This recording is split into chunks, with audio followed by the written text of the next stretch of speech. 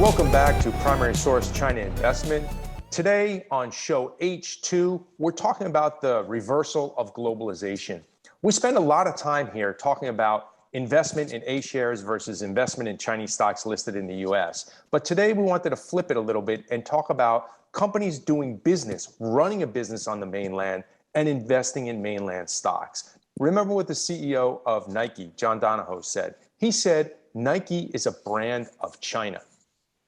In the past week, we read that Goldman Sachs bought out its joint venture partner, Gaohua Securities, something that they've been trying to do since 2004. Companies from consumer brands to financial services companies face a clear choice. If you want to do business, any business in China, it'll have to be a bespoke business.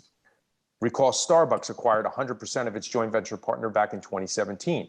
Procter & Gamble did the same thing in 2004. It's probably time for the Fords and GMs to reevaluate their joint ventures. Both have 50-50 joint ventures on the mainland. I know in the manufacturer area, there's a lot of like the joint venture or partner with foreign companies. I don't know too much details about the manufacturing industry, but for the financial service area, it's highly regulated industry. Yeah, that's a lot of the companies. They choose the joint venture as the starting up. Yeah, but now CSRC, CBRC, CIRC, the combined regulators, they are actually opening up more and more for foreign companies in China. That's why a lot of these securities firms and JP Morgan, you read, bought out their joint venture partner for an astronomical amount. So on the financial services side, again, that's not banking because banking is even more regulated. And also it's not energy because energy is not education and it's not media and it's not internet, but there are consumer products companies that are actually more and more running their own business.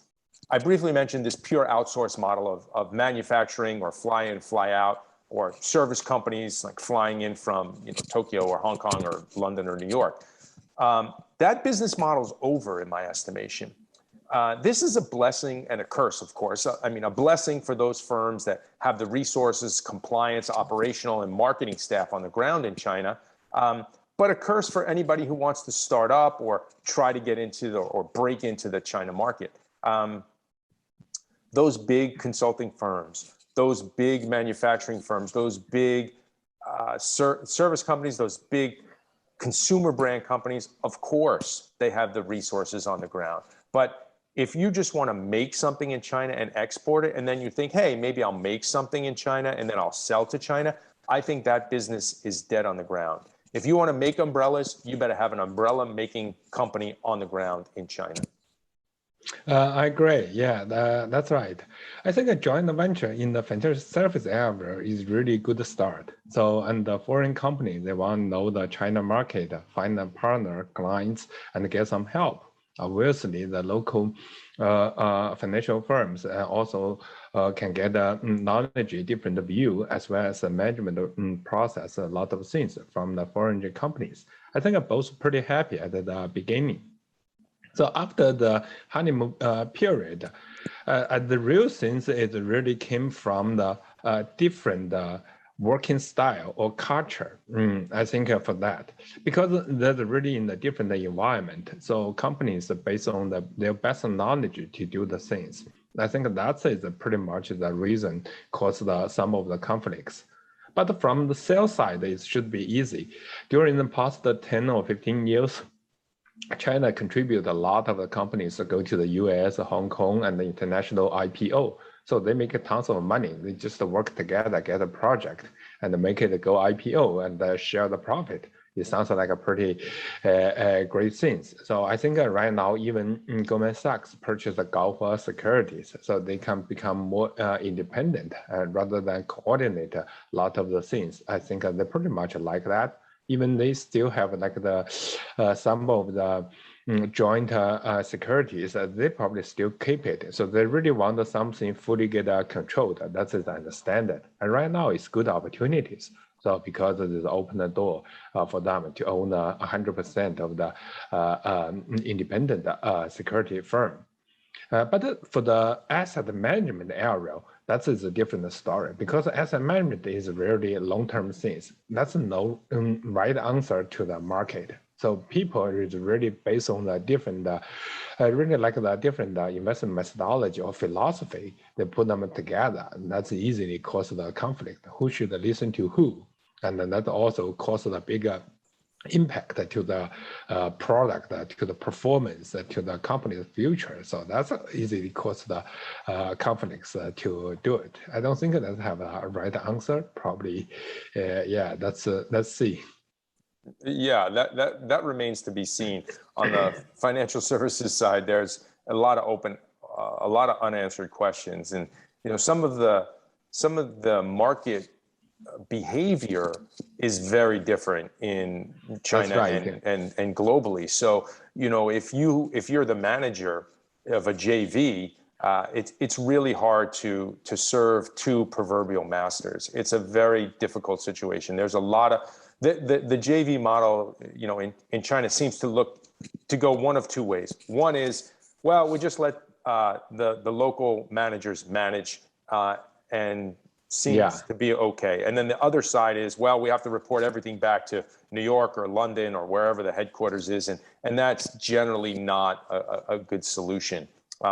Just don't mix the two systems together. That's right. But that's why I think going forward, you're going to have bespoke companies on the ground in China. You're going to have JP Morgan's China business. And if something goes wrong, it'll be boxed into China. And hopefully that reputational risk won't spread. Similarly, if something goes wrong with JP Morgan in Italy or Spain or Thailand, it's going to be encased in those particular markets. And I think that's the message that we're seeing. We're seeing, again, from consumer products companies, from financial services companies, to any company that's allowed to own their business in China, they're going to go to a 100% model. And that's probably going to be a good thing in the long run. Yeah, I totally agree. I think in the long run, probably might work on that way. Actually, right now, China market is already a high efficient market. Any methodology, any big name, they go to public, go to private, it can do whatever they want. Finally, the rest of the things is really rely on each individual company's capability, how you can run a growth business in such a high competitive market. You will see all the familiar names in around. It's just the same thing. How do you figure out to stand out in the U.S. market? Yeah, that's exactly correct. I mean, I used to joke when I ran the business in Shanghai, I used to say, well, is it easier for me to teach finance professionals about China or teach China experts about finance? And it turns out it's a lot easier to teach finance professionals about China than it is to teach China to finance professionals. But so what does this mean all for investors and anybody watching this show? They know I'm going to put the same chart up that we've been putting up for months. It's going to be ASHR versus KWEB or some of the other ones that are listed, because ASHR, remember, those are A shares. And year to date, that's, I think, down 2%. KWEB is down 30%. It bounced a little bit, but 30% is a big hole. And remember, KWEB is off 50% from its high. Those of you that are slow at math know, in order to get your bait back when you're down 50%, you have to double your money. So that's going to be pretty difficult. It looks like there's going to be more headwinds for US listed Chinese stocks and less headwinds for A shares, or so-called Chinese stocks listed in China. That's right. So even in the United States, try to invest in China, it's better find the expert or get some of the professional opinions to do it.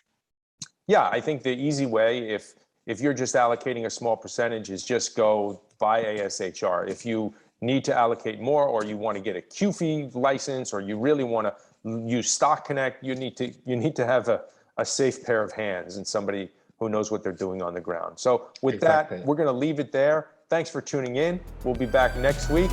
Have a great week. Thank you.